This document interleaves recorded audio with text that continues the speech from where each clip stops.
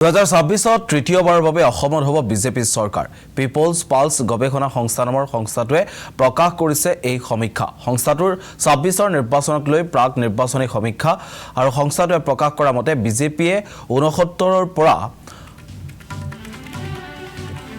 74খন আসন পাব কংগ্ৰেছে 25ৰ পৰা 29খন আসন পাব বিজেপি মিত্ৰজোঁটে 90খন আসন দখল কৰিবলৈ সক্ষম হ'ব ইয়াৰ ভিতৰত মিত্ৰদল অগপই লাভ কৰিব 8ৰ পৰা 11খন আসন এআইডিএফে 0ৰ পৰা 2খনকৈ আসন লাভ কৰিব ৰাইজৰ দলে 0ৰ পৰা 1খন আসন লাভ কৰিব অগপই 0ৰ পৰা 1খন আসন লাভ কৰিব সংস্থাটোৰ মতে সিপিআইএমে 1খন আসন লাভ কৰিব সংস্থাটোৱে প্ৰকাশ কৰা মতে বিজেপিয়ে 39% ভোট লাভ কৰিব কংগ্ৰেছে 37% ভোট লাভ কৰিব বৰাক ভেলিত বিজেপি 8ৰ পৰা 10খন আসন পাব বুলি দাবী কৰে সংস্থাটোৱে আনহাতে সংস্থাটোৰ মতে মুখ্যমন্ত্ৰীৰ প্ৰথম পছন্দৰ প্ৰাৰ্থী হিমন্ত বিশ্ব শৰ্মা শতাংশৰ হাৰত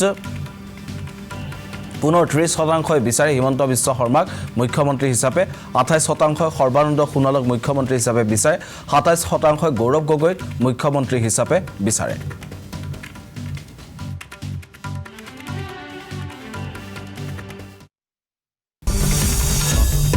Assam Talks,